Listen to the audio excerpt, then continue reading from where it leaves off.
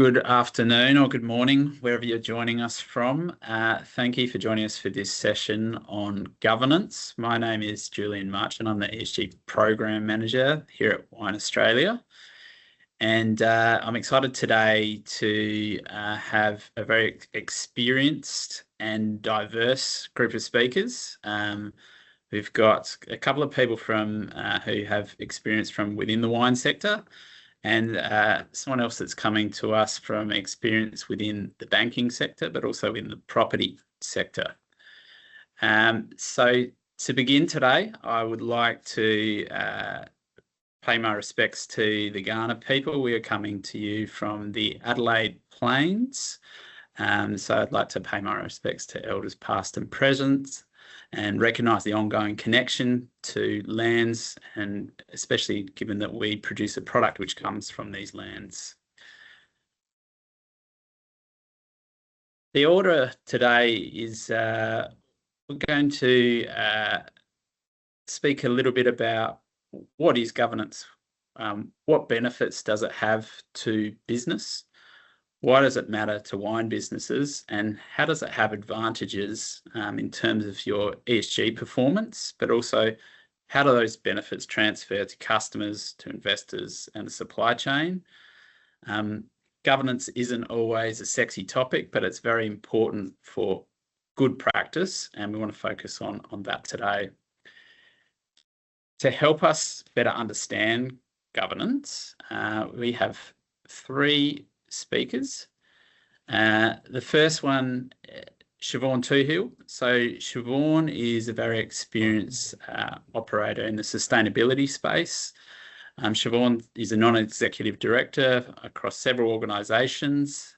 She's worked within the finance sector as the Chief Sustainability Officer for Westpac, and also for Stockland in the property sector, focused on corporate reporting and social responsibility. Then we've got Andrew Kay. Many of you might know Andrew from his time in the wine sector. Andrew sits on the Wine Australia board. He's also the ex-managing director of Wirra Wirra Vineyards and is currently the CEO of the South Australian Business Chamber. And rounding us off, we've got Henrik from South Australian Wine Industry Association, and Henrik's going to focus on his area of expertise, which is very much around human resources and employment-related matters. So without further ado, I will stop sharing and I will pass to Siobhan, who's going to kick us off and explain a little bit about corporate governance. Thanks, Siobhan. So, hi, great to be with everyone today, and I'm coming to you today from Gadigal land, and really delighted to be talking a bit about governance and why that's so important. And there's lots of different ways we can talk about what governance really is all about, but I thought it makes sense to start with what some governance bodies determine what is governance. And for them, they talk about it being around a set of relationships between management, its board, its shareholders and other stakeholders. Now, that's often for really large organisations, and that's how the OECD defines it. And then we've got organisations like the ASX Corporate Governance Council in Australia that talks about it being a framework of rules and relationships and systems and processes by which authority is exercised and controlled. So as you can see, it's about this, it's really very much around a system of frameworks, but also the relationships between people as well. So you can see, this is a diagram that talks about the how the Australian Council for Superannuation Investors see ESG. And you can see the topics that they set out in relation to governance there at the bottom. And the categories that they talk about are things like remuneration or pay, around corporate culture, around gender diversity, cybersecurity disclosures or reporting, accountability, and also the idea of social licence to operate. And often we can think about that in terms of reputation. And while this applies to really large organisations, it also has relevance in terms of how we can think about this in terms of how it relates to smaller organisations as well. Now, there's some criteria that we can think about in terms of what is governance. So as I said, it can be about the board composition and the independence of boards. And we know that sometimes we have challenges when there's not enough independence, but also with small organisations, there may not be independence on the board, and that can be appropriate, particularly for family-run organisations. but it's ensuring that there's enough balance in terms of that oversight, and that everyone who's involved, particularly investors, are confident in terms of that oversight. Executive pay being important, risk management and internal controls really critical, and I'll speak about that a little further. Disclosures and reporting and the transparency around how you operate also being incredibly important as well. So what does that mean now as we zoom down to smaller organisations? We can think about the actual structure of the organisation, and in particular around the board or the owners and the relationship between the owners and management, and being really clear about the roles that people play. And I think that's a really important consideration, is just the clarity of the roles people play and people understanding where they lean in, where they don't lean in, and who actually has control. From a legal and regulatory perspective, it's ensuring that you've got really up-to-date documentation. We know things go wrong when documentation isn't maintained, and that we don't have things organised so that the right regulators who are seeking that information can find it easily. Ethics and anti-corruption, so things like having a simple code of conduct for your organisation. Again, so people are clear, suppliers and customers are clear, particularly suppliers are clear around what they can expect from you. And then financial controls and reporting, and certainly for smaller organisations, this is often where things can go wrong, and having those controls in place around how you manage your finances. And then keeping on top of your reporting, your disclosures, again, to your regulators, and doing those regular financial reviews and ensuring that that information is provided, if you have a board, to that board on a regular basis. And then data privacy, making sure you've got good practices in place around how you manage your customer and employee data as well. Privacy is an increasingly important topic to take into consideration, as well as security practices, particularly from a cyber perspective as well. Now, who really cares about your governance? Why does this really matter to you, and why might it matter to your organisation? So, as I said, from an ownership perspective, it's about really being clear about who's making the decisions, who has control, and being really clear about that between the board and owners and management. It really matters to lenders or to your bank for them to know that the organisation is well run. That will shape their thinking around creditworthiness. So for me, having worked in banking, ESG has been a growing topic, a focus for banks. But I think it's fair to say that from a credit risk perspective, governance has been a theme that's been really important for banking for a very, very long time. A bank wants to know that your business is well run. It wants to know that you've got clear leadership. If you're a larger organisation, we will want to know a bit about who's on your board and understand its independence. It'll want to make sure that you've got the right policies in place. They want to basically make sure that you're going to be able to pay back your loan on time. And so they're looking for indicators to give them confidence that your business is well run. And that's incredibly important. And the ESG type conversation, so the ES and the G, is going to be an increasing conversation from lenders going forward. And certainly the bigger you are, the more frequent those conversations are. But even for small businesses, these are really important. For customers, and particularly for large buyers, large purchasers, often they have obligations to understand how your business is run. So I know you've talked about in some of the earlier webinars around modern slavery or climate-related matters. Sometimes large customers will have some expectations around their suppliers, around how you're addressing social risks or sustainability or environmental risks as well. And so being on top of those expectations from your suppliers is really important. I know I just had to fill out an ESG survey for a large client of mine, and I had to be on top of that and to be able to demonstrate how I'm fulfilling those different areas. And I don't want to lose an opportunity, of course, as well. Regulators, of course, also are obviously driving governance expectations. I thought one to just tap on, which is quite important, is the ACCC, which is our competition regulator here in Australia. And they're actually particularly focused around greenwashing, so obviously a particular issue for sustainability, that organisations aren't making claims that are perhaps a little pushing the boat out a little far around sustainability. But at the same time, the ACCC is also really keen to see entities within the same sector collaborating around how they address sustainability challenges. So, be really mindful that actually regulators often want to see good performance, but they also want to make sure you're not making incorrect or overextended claims as well. Of course, media cares about your governance, and if you're not on top of your governance, if you're a big enough organisation or if you make a big enough stuff up, you'll find yourself somewhere in maybe industry media, potentially even in bigger media. And also the community and NGOs will track your performance. And if you're getting your environmental impacts wrong, or if you've stretched your social licence inappropriately, then of course your local communities will let you know. So some of the risk themes to take into consideration as you're thinking about your risk framework that you might want to consider are around your core risk categories around strategy and finance and market and your customers. But also, of course, your operational and production risks, and thinking about how do you frame out these risks, to understand those risks, but then what are the actions that you're taking to address those risks as well. From a compliance and legal perspective, and also reputation, which I've touched on already. How are you maintaining or keeping on top of your regulatory requirements, maintaining that compliance, and also looking after your reputation and brand and making sure that you're engaging with your stakeholders. Of course, you've got your people, technology and information, and I've talked a bit about cyber and data already, but of course, maintaining your people policies being really critical as well. And then I know you've covered a lot of information already over the last few webinars around environment, climate and physical risks as well, and how that can play out in terms of business continuity being really important.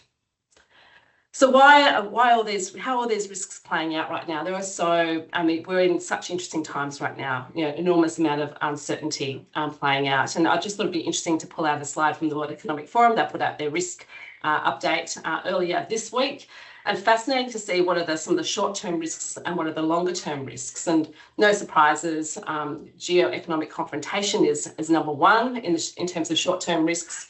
Extreme weather events is there as number 4. Societal polarisation, so this pulling apart of different people's expectations, really coming to the edges. And misinformation. But then interesting to look at the longer term risks around extreme weather events, around biodiversity, and a challenge to our earth systems as well. And what's interesting is when you look at the World Economic Forum surveys, what was the long-term risks increasingly becomes the short-term risks over time. So it might feel like, gee, extreme weather events, is that 10 years away? I think you'll find that will creep up into the short-term risks over the next couple of years, and similarly for biodiversity loss as well. Also fascinating that they touched on governance in a world of declining trust. And I think this is a very interesting relationship here around good governance really does inform having trusted relationships with stakeholders. And if you've got trusted relationships, particularly with your suppliers and with your customers and your regulators, of course, that's going to make it easier to do business. And what's fascinating is that we're living in a much more insular world right now, making it much harder to do business. What's good to see, though, is that when we look at all the different sectors, the food and beverage sector is a sector that, relative to other sectors, actually is maintaining good trust. So I thought I'd just throw that in there as well. But if we don't get it right, we know what happens. And so we have seen, governance fails play out in the wine sector in Australia, where people have behaved inappropriately, so breached their HR policies.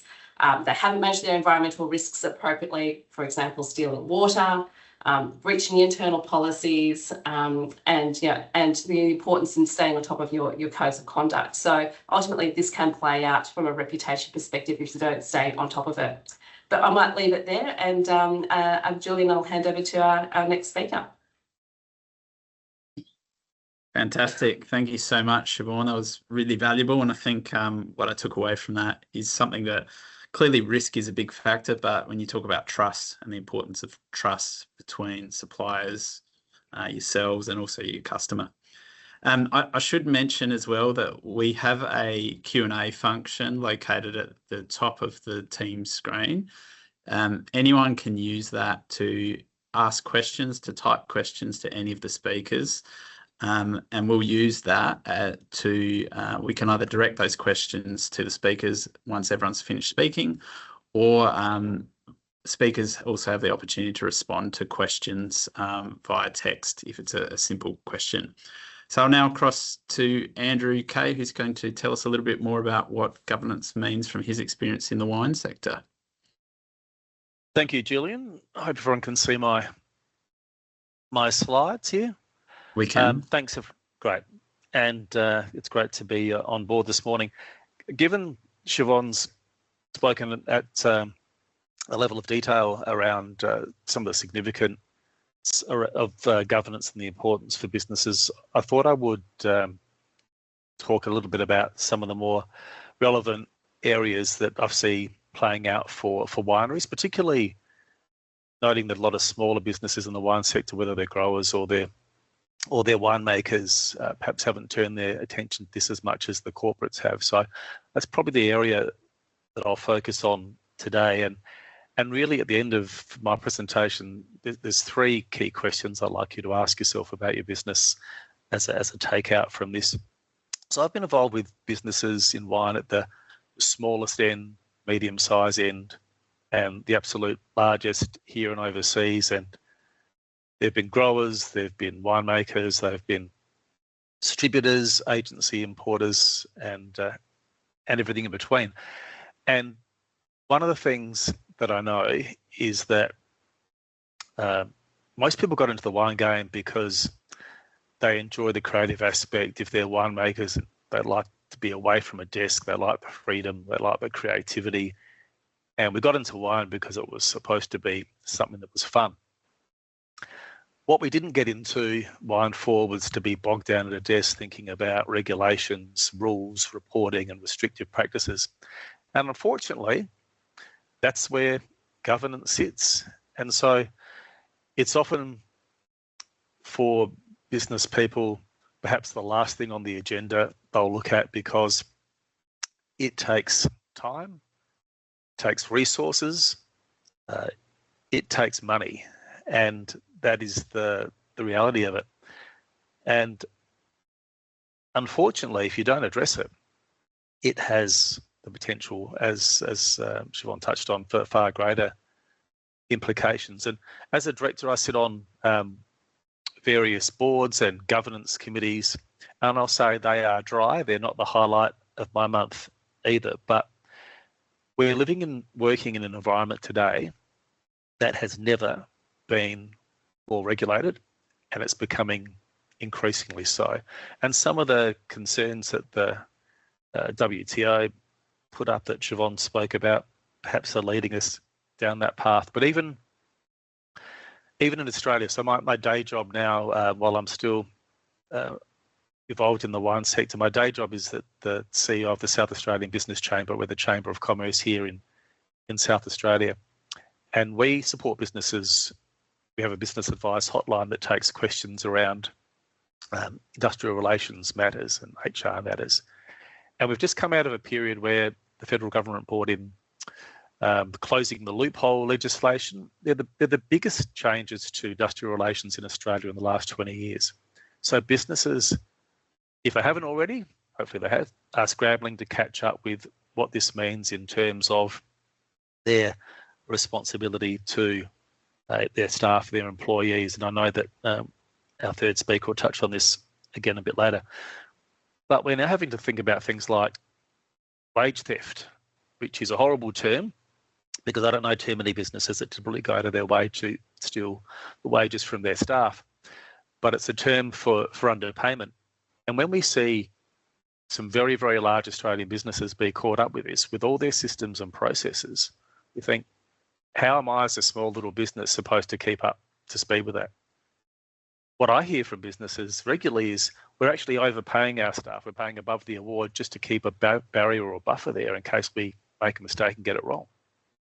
I remember there was a fortnight when I was running Wirra Wirra where someone came and said I was underpaid this fortnight, and I was mortified. It was a payroll error, and we were also paying above the award there. But the fear for a business now that that innocent mistake is going to see it plastered across the media for being someone who deliberately underpays their staff is a real concern. So these things are in the back of our mind when we need to consider the role of governance in our business. But, governance is critical if you want to remain compliant and keep the regulators at bay. We all know the role of governance around occupational health and safety. We also are seeing more and more that if we want to be competitive and play in not just international markets, but even domestic markets, that we need to have our governance in order, as Siobhan touched on. Otherwise, we won't be considered eligible to compete. And I'll touch on that a bit more in a further slide. Sustainability, we know you've talked about previous presentations. Employees more and more are asking about not every degree of governance, because they just aren't across necessarily what businesses have to do, but it could be around diversity, for example. It could be around modern slavery practices, etc. That employees are asking what the business's policies and procedures are around these areas before they'll come on board and join that company. And we know how competitive the landscape is for not just attracting employees today, but retaining them. It's also critical for your brand reputation. Make sure you stay off the front page of the media, or don't get dragged through social media for doing something that's wrong. And hey, at its absolute extreme, keeping you out of jail. And there's responsibilities around health and safety that certainly apply here that businesses can be caught up in. I talk about wineries thinking this is the domain of big business. It's not. It's everyone's responsibility. Now, it doesn't mean that a 500 case producer needs to have the same depth of systems and procedures in that perhaps Treasury Wine Estates would, but at their level, they still need to tick all the boxes, and there's ways and means of doing that, and I'll get onto that a little bit later. By example, I remember talking with a winery who said, we don't want to wear high-vis in the cellar because it doesn't fit our brand. The people we attract here are kind of a little bit edgy and out there, doesn't fit their vibe. So really, we want to push back on the whole idea of having to wear high-vis. That's for the corporates. And I spoke to them about that along the lines of, so if one of your cellar crew gets knocked over by forklift or a truck backing in, you want to stand in front of their family and say, look, yep, we didn't see her because she wasn't really wearing high vis. And they asked the question, but why wasn't she wearing high vis? Well, we didn't really think it fit with our brand. Would you want to have that same conversation with a regulator? I think we know how it's going to end. So there are some things that we just have to suck up and work with for the sake of safety of our people and our business more broadly. So who cares about this stuff? Siobhan touched on it. Government, regulators, investors, our board. If you have a board, it is part of their responsibility. They will definitely want to make sure that you have your policies and procedures in place. Suppliers is an interesting one, becoming more and more critical. Businesses complain to us all the time here at the Chamber about the growth in red tape, green tape, and white tape. And we all understand typically the bureaucracy around red tape and green tape is very much around sustainability, environmental matters. White tape's becoming more and more critical. And that's where you're part of a supply chain where someone perhaps higher up the food chain, that supply chain, has significant governance requirements for their business. And that responsibility flows down to you. And you might be a minnow in the scheme of things, but you have to adhere to the same requirements they do. Otherwise, they can't do business with the group above them, and so you find yourself caught up in this white tape scenario. So you have to have your governance in line, otherwise you cannot deal with those suppliers. And we've seen historically international grocers being quite hot on this. I remember doing business with Audi in Europe, not Audi in Australia, but Audi in Europe. And yeah, they wanted to know what policies and procedures we had in place in the winery. They wanted to know our ISO qualifications. They even wanted us to go around through the winery with a camera filming so they could view in real time what was happening, what the winery setup looked like, how safe it was, with staff wearing the appropriate uniform, high vis, before they were prepared to sign off on the contract to take the wine. And those of you who deal with international suppliers and even some domestic suppliers will be seeing more and more and hearing more and more of that.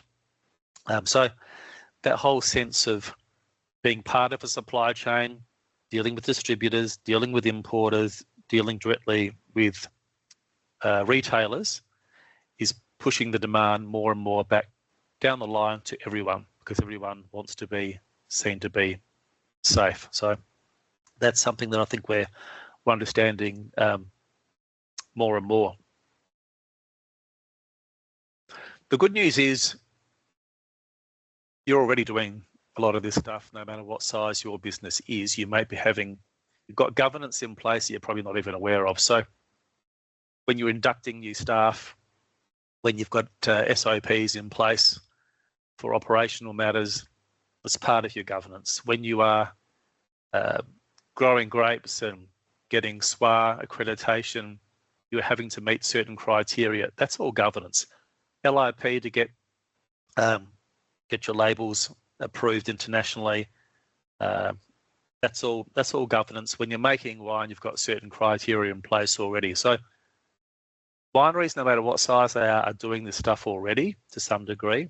It's really a matter of bringing it together and understanding what's that structure look like, what's our governance structure look like, plugging these bits in and working out where the gaps are and addressing them. So I want you to think about 3 key questions to take away from the presentations you're going to hear today. One is, who is it that owns governance in my business? If you're a 1, 2, 3 person show, you might say, hey, it's me. Some might say, well, I've got a board, I think it's their responsibility.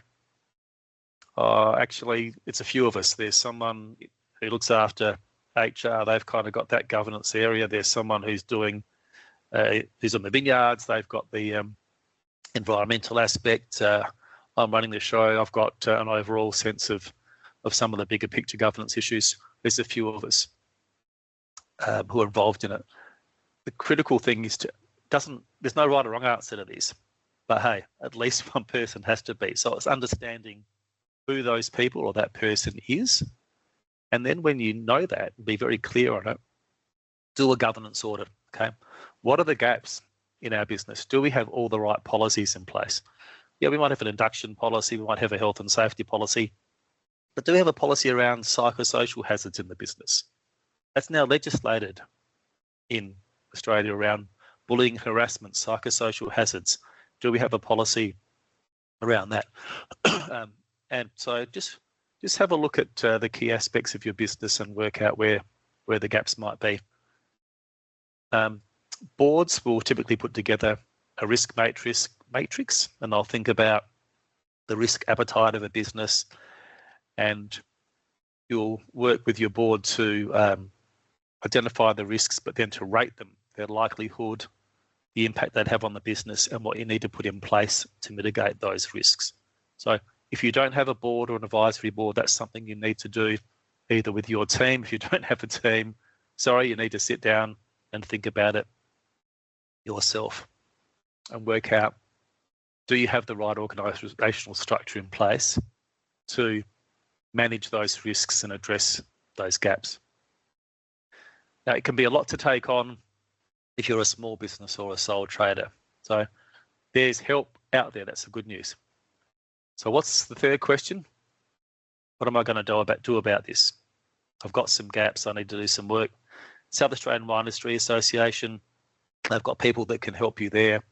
South Australian Business Chamber here. Likewise, we have people on the phones who can help you with this stuff.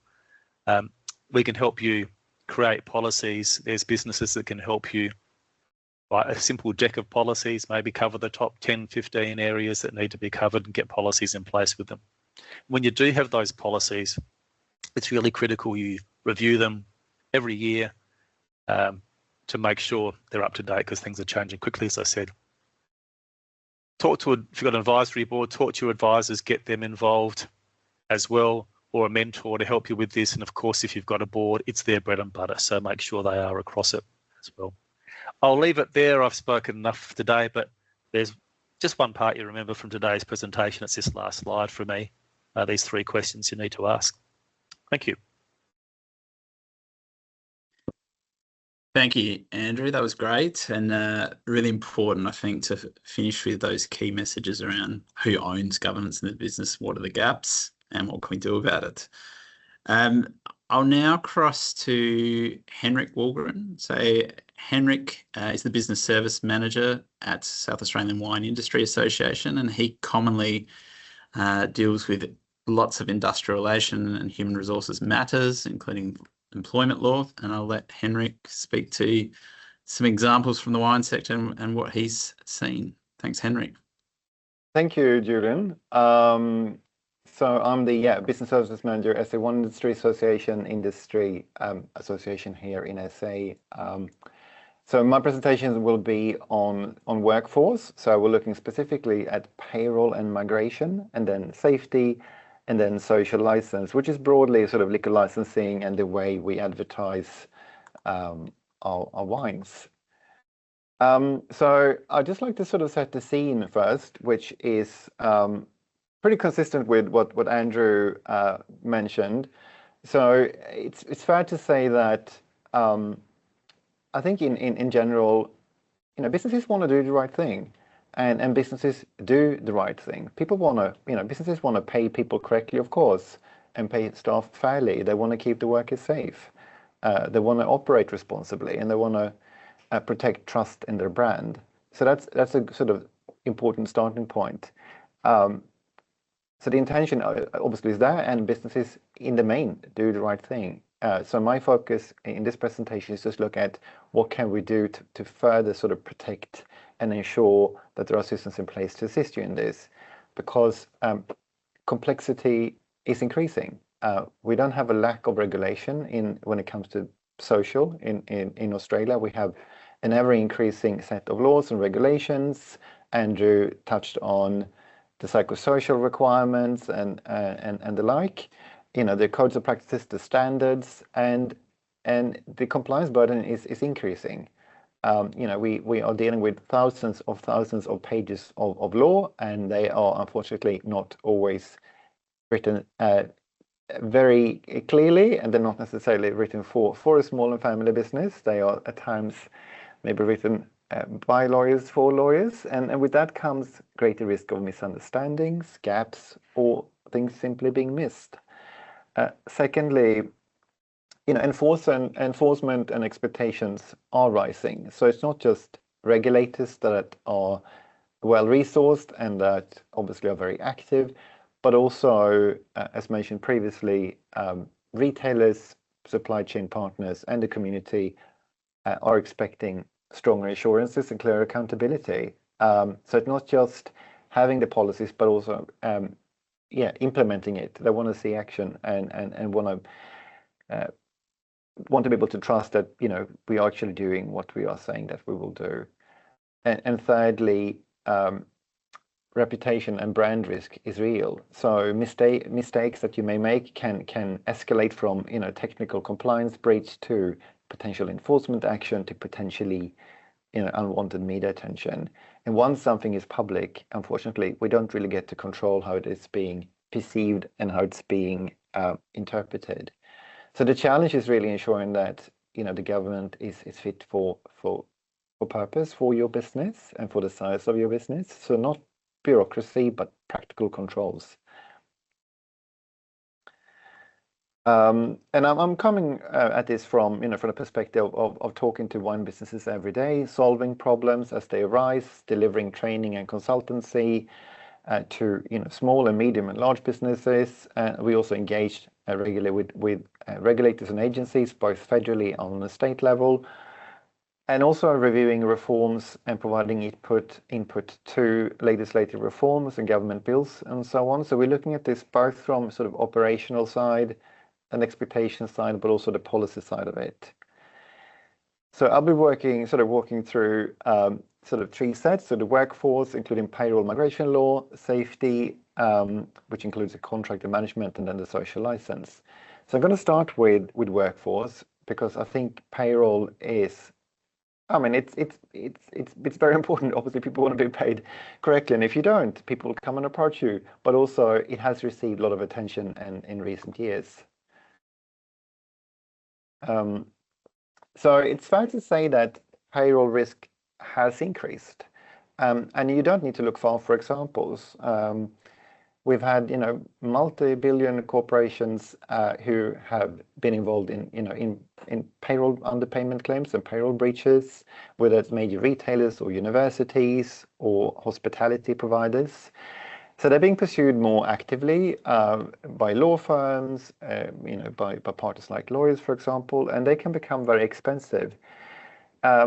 So it's not sort of necessarily a low consequence anymore. And we also have what Andrew referred to as wage theft, which is intentional, and we know that's now subject to sort of criminal law. So the point that I like to make is that payroll is strategic. It's not admin. It's not data entry. It's actually one of the largest financial compliance risks that you have in your business. It affects obviously your business costs. It can affect your culture, your trust, and your reputation. And if it goes wrong, it can unravel very quickly. So from a governance perspective, it needs to be treated as a core function. And what can we do? Well, I think what protects a business is capability and controls. So, payroll requires interpretation, award coverage, consistent decision making. There are more than 120 different awards that can apply. So do we have the right system? Do we have the right payroll system? Do we provide training? Do we have internal expertise within the business who can make those decisions and interpret the various payroll rates that apply? And if we don't, do we then have capacity to seek advice, whether that's through SOIA or specialist consultants or other organizations?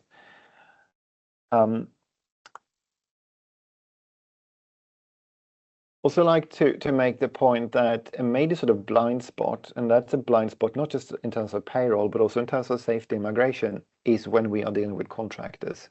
So when we are outsourcing work, whether it's pruning or picking or labor hire or maintenance work, it's easy to assume that the contractor got it covered. After all, for outsourced work, it's the contractor staff. Do I really have responsibilities? And under law, I mean, that is sort of there are instances where clients and franchisees, franchisors have been held liable for breaches, but I think it's also probably more from a reputation management where this is really important. So you may outsource it, you may have everything in order yourself, but you also outsource it to a contractor which may be charging you unrealistic rates. In other words, the rates that they're paying their staff is below the award. They don't have any records, or the record keeper might be poor.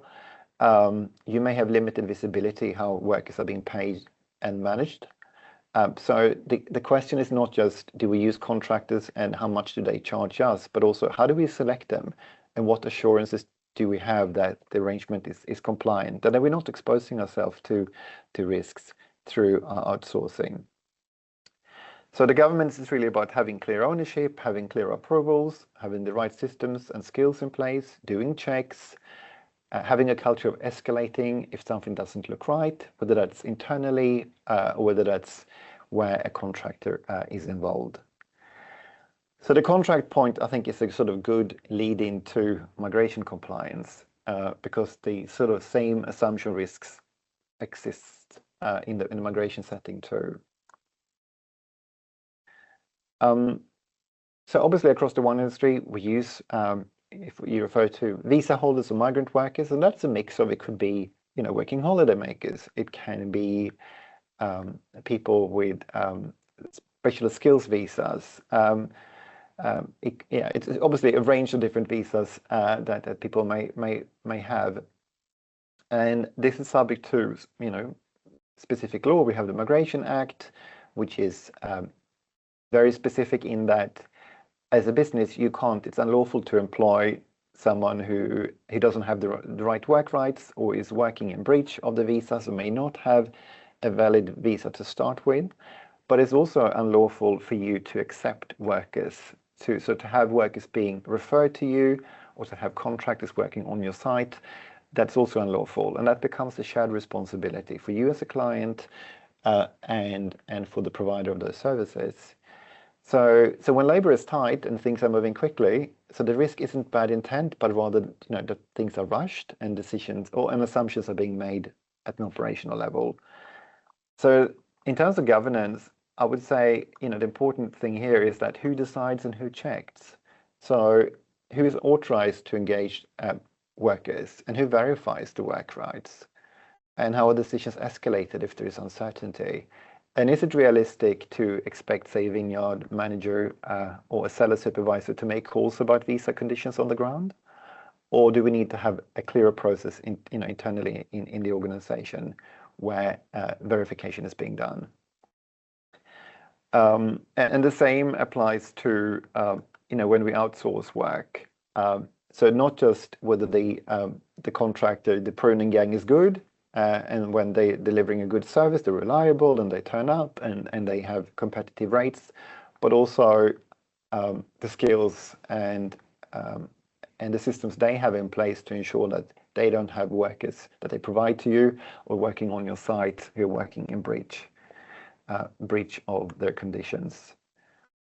So there are things that you can do. I mean, obviously you need internal expertise. You need to be able to seek external advice, but also having not just the policies, but also the systems to ensure that we either you are checking workers or the provider is checking the workers. So this is sort of I would say is a key risk, because we're talking about substantial financial penalties. You don't want to get your site to be raided by border force. So it is sort of a clear risk that we have to manage. So it's really about clear ownership, consistent verification, and insurances. Because outsourcing labor doesn't outsource the responsibility. Moving on to safety. I would say that safety is ultimately a governance and leadership issue, not just a paperwork exercise. So it's easy to perceive safety as being paper-driven, and obviously evidence is really important, but the culture is, really is the most important thing. And from a governance perspective, senior management and the board is expected to exercise due diligence, and that is to ensure that safety is being looked at on that level, that we allocate resources, that we get reports, that we take action, and we prioritize action. So it's more than just approving a policy, once a year. It's also about ensuring that we have expertise and skills within the organization to keep workers safe. And reporting means reporting, incidents on near misses and actions, and and having that culture of reporting, encouraging workers to report, because once we get those reports, we can take action. A lack of incidents or a lack of report, I shouldn't say lack of incidents, but a lack of reports doesn't mean that everything is fine from a safety perspective. If you don't know, what we don't know, then we can't take action.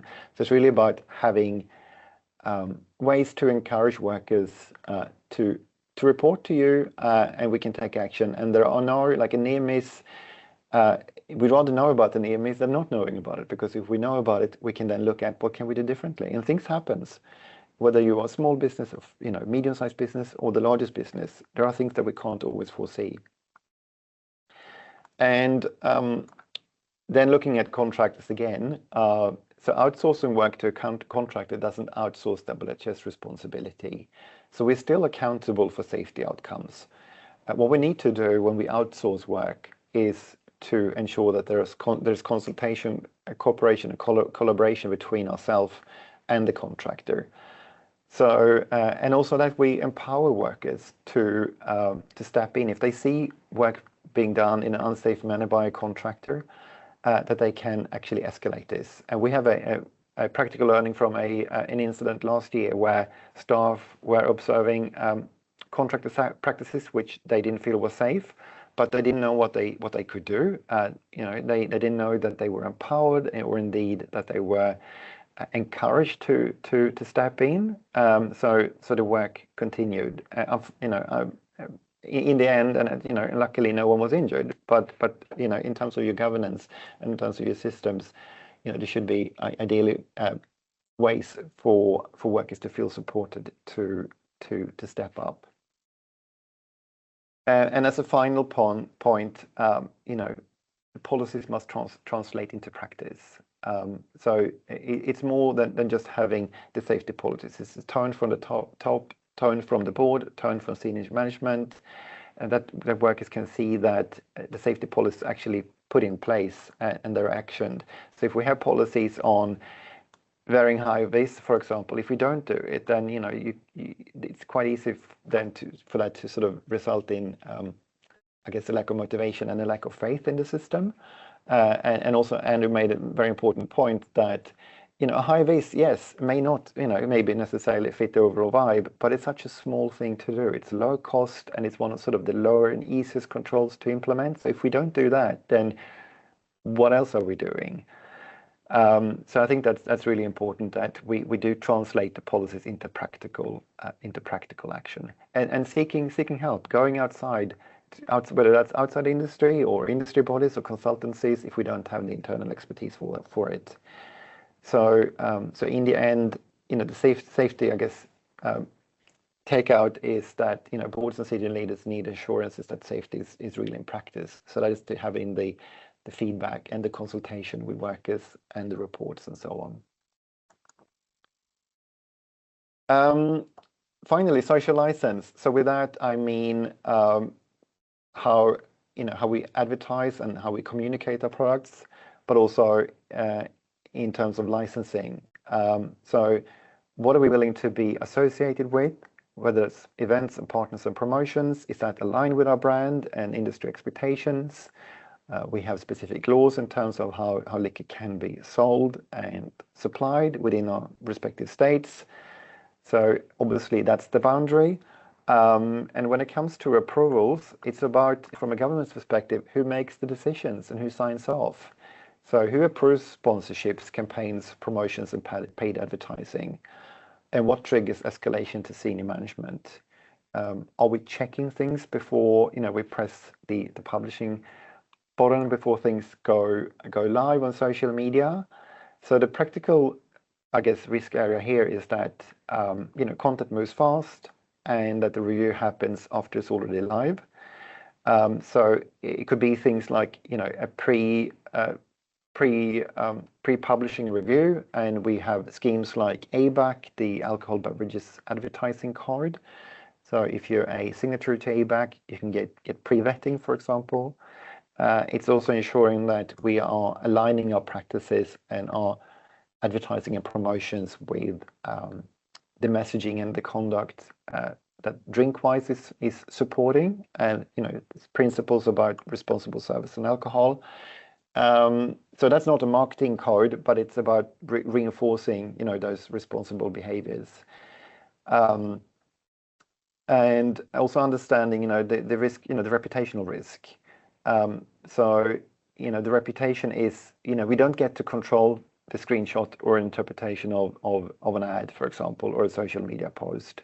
So it's really about having discipline and governance and systems and approvals beforehand.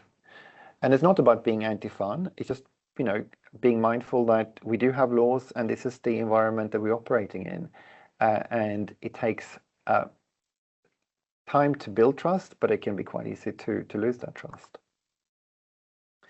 So final expectations, complexity expectations are rising. We would all wish that, we would have an easier, I guess, legislative landscape and less regulation, or regulations that is sort of easy to understand, or maybe not such high compliance burden, but we got what we got. So we just have to find ways to operate within that and having a governance within our respective businesses that is appropriate and which supports it.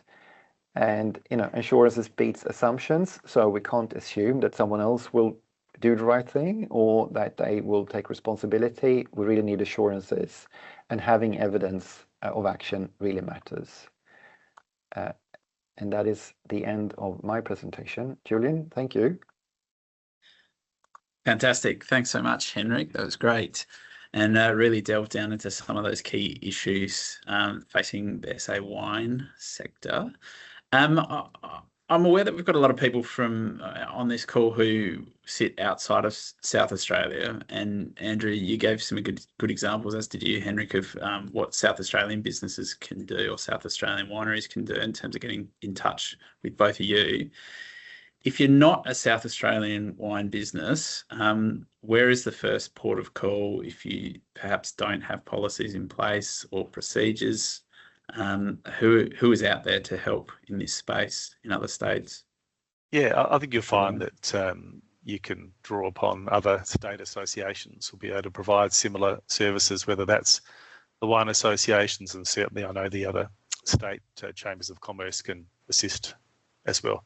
So yeah, there's resources out. There's also private sector businesses that you can pay to help you with the policy development, right down to even your local, your lawyer, your legal firm can spend time on it. They may not just come in as cost effectively as some of the state associations to do it, but yeah, there's plenty of resources out there and information on it. Yeah, and just echoing, Andrew's remarks. Whilst we're a state body, and our members obviously based here and located in SA, we operate nationally because many of these laws are national. So we're happy to, and we have done that previously, run workshops and done consultancy for businesses interstate. So we're always happy to have a chat with, whether that's with state associations or businesses interstate. Thanks, Henrik. Siobhan, a question for you. You've got a different lens on this because you come from outside the wine sector. I guess I'm wondering, what are some of those learnings that could be applied to the wine sector? Particularly what I've heard through this webinar is that although this topic may be a little bit dry, the consequences of getting this wrong can be catastrophic for a business. Sure can. And I've certainly lived through some of those really shocking crises. And, I think, what's really clear is that if you don't stay up on top of good governance, ultimately you will pay. And so many crises are actually born out of a failure of good governance. And it can be those really small things, as we heard Andrew say, not wearing the safety vest, and as Henrik said, it's a very small thing to do, but actually really important. And so some of the examples I've seen is, inadequate reporting, just not being on top of, reporting or disclosures to a regulator can actually be quite catastrophic for a large business. Not staying on top of your regulatory expectations or those compliance requirements, you've just got to get it done. But also not having boards or oversight or a mentor who will constructively challenge leadership to just really be that sounding board for, are you actually charting the strategy for the organisation and keeping on top of your risks. Having people around you who will, certainly if you're leading the organisation, who will constructively challenge you so you get it right for the organisation is incredibly important. And if you don't have that in place, you potentially might head off into the wrong direction. And then I think also poor stakeholder engagement. Now, keeping on top of stakeholder engagement doesn't mean just making sure that your stakeholders agree with you. It means just keeping the lines of engagement open so that you know what the vibe, you know what expectations are of stakeholders, and you know where they may not agree with you, but you're clear on that and you're talking to them so they understand where you're coming from. That's really important as well. But I think I would say that there are also areas of strength. And us, when I think about the finance sector, one area that they're particularly strong is around managing data effectively and then analysing it. And actually data can be really important, collecting all kinds of data points or information or looking at the history of your business over time and then analysing it to understand risks. Is really important, and that's one area where banks have done really well. But you can actually ask many of your partners and suppliers for the data that they might have around your business or where you're playing to help you make better decisions as well. Thanks, Julian. Awesome. Thanks, Siobhan. A question for you, Andrew. We talked a little bit in the lead up to this webinar around a business may have policies in place, but perhaps that's all they have, is in that these policies aren't embedded in practices or behaviour. Is there anything in your experience that you've seen or learned from taking policy and operationalising it, embedding it within the business? Yeah, well, some people on the call may be aware that I was at Wirrawira when there was a significant industrial accident there, and we had policies in place, thank goodness. However, like a lot of businesses, you tend to review your policies over the course of a year or 2 years. And our health and safety one, I think, was scheduled for probably a couple of months after our accident happened. And while we had one in place, it had gaps in it, which may or may not have been recognised when we came to review it. But fortunately, we had that in place. And when we recovered the winery and were fully back in business, there's nothing like an industrial accident to sharpen everyone's focus on the importance of policies, SOPs within a business. So if there were people in that business previously who had pushed back on, yeah, it's kind of not my focus, they certainly had their focus. And we were able, I didn't touch on this before, but we were able to think about who can help you. And if you're outside of South Australia or even if you're in South Australia, in refreshing all our policies, we did a winery audit, health and safety audit, SOP audit, the whole shooting match. But we were, our distributor was Smith & Sons, who own part of Yalumba. We knew Yalumba was a winery many times the size of Wirrawira, so we spoke to their team and asked them to help us with our policies and review what they had.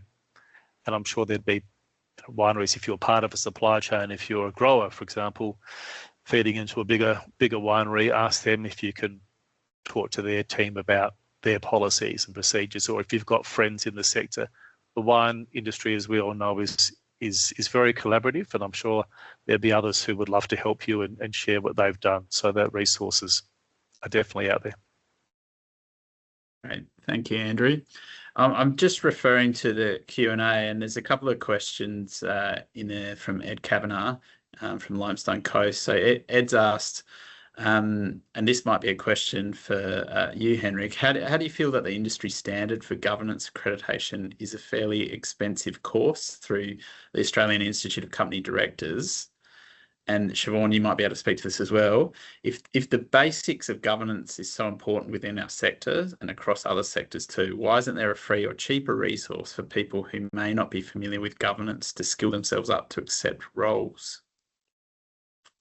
Yeah, happy to speak to that. So I'm a New South Wales counsellor with the Institute of Company Directors, and it is a fantastic program. But AICD does work with industry bodies to deliver that program in simpler ways and in lower cost ways. So there's definitely opportunities for industry bodies to partner with AICD around a delivery mechanism that's more appropriate, perhaps at a more appropriate price point, where you may not be seeking to get the accreditation, but you're looking for the knowledge that you need as well as we've talked about already. Industry bodies can also provide some degree of information as well. And they've also got courses around the foundations of governance that isn't the kind of the full company director accreditation, but gives you enough information to get started as well as also programs designed for smaller organisations as compared to large listed or large businesses more generally. So there's lots of ways that you can tap in. There's also just a lot of information available on their website. Great, thanks so much, Siobhan. We do have a couple of extra questions, but we are at time, so I will make sure that I keep those questions on hand, and I'll ask perhaps each of our speakers via email if they can respond to those. One is around whether there's any models where small businesses can work together to collaborate on ESG governance. And the other one is crossovers between governance and accountability. So I'll put those to each of the speakers and certainly get an answer for those who have asked those questions. I'd like to thank Siobhan, Andrew, and Henrik. You guys certainly made a pretty dry topic interesting and demonstrated why it's so important, particularly from a legal and reputational perspective. And I'd just like to thank you for your time, and thanks everyone for joining too.